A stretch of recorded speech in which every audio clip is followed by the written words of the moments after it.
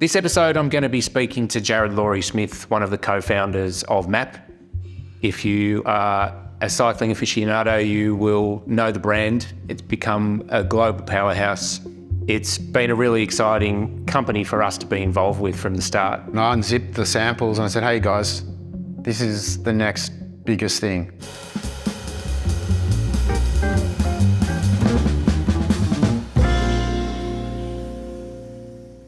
Was there a moment that you can pinpoint? This is going to be a global company. I went into a local bike shop, St. Cloud, really cool store in Collingwood. And I went in there just with a suit bag, like a Gucci suit bag. And I unzipped the samples and I said, hey guys, this is the next biggest thing. Do you guys want to be part of it? And I pulled out the iPad. Now here's the designs and here's the samples. And they were like, yep, sign me up. Where do I sign up? To see their eyes light up and want to be part of it from that moment, it was such an easy sell. I wasn't even trying. And I just knew that from that day on, it was going to be a success. I think big development very rapidly though, really. I went to some of the best bike shops I knew of and got the product in there before the launch. And then we launched and it was in the store. It was sold out from day one. I suppose we were a bit lucky that it was received really well at the time, the brand, so. I think it's rare to be in a position where you're in partnership with someone and you can talk of a 10-year history where you've never really had an argument. If Ollie and I didn't trust each other, it wouldn't work. And from day one, there's been trust. And we always said as well, like just 50-50. We both get paid the same. 50-50, don't even, who's doing more or less, everything's half.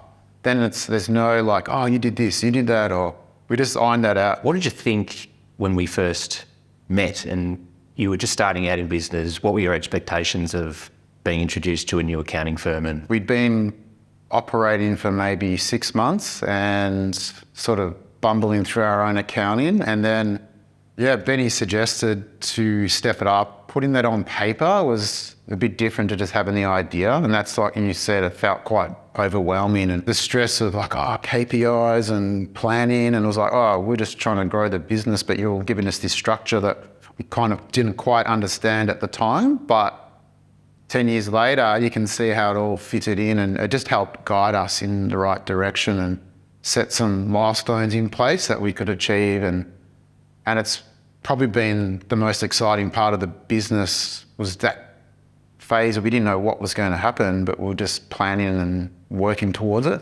Thinking about the evolution of the company and your role in it, how do you manage that as your company grows? It's actually gotten easier as it's gotten bigger because Ollie and I literally did everything and you told me, stop working in the business, working on the business. You drew that in from very early on.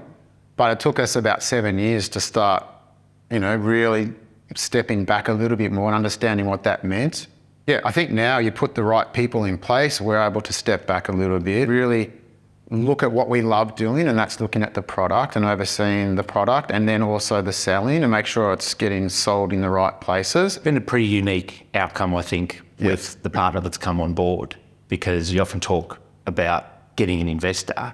And that's not just about the money, is it? Because I think that's such an important part of bringing on a partner, an investor, and it has to fit to your business's needs and share the values of the brand or the business. And for us, it was not necessarily about just come on board, build the company in 5 years and flip it for the 5 times multiple. To go to work with that mindset that, hey, we don't have to rush this and sell and get the numbers up, and we can really spend time developing products and the strategy around the vision, like we had. So do you think you are competitive as well as ambitious? Yeah, if you didn't have a competitive nature, I don't think you'd be very successful in business, I don't think. So what would make you the best? What makes MAAP the best? The designs. I think we're really well known for our designs and it's very curated.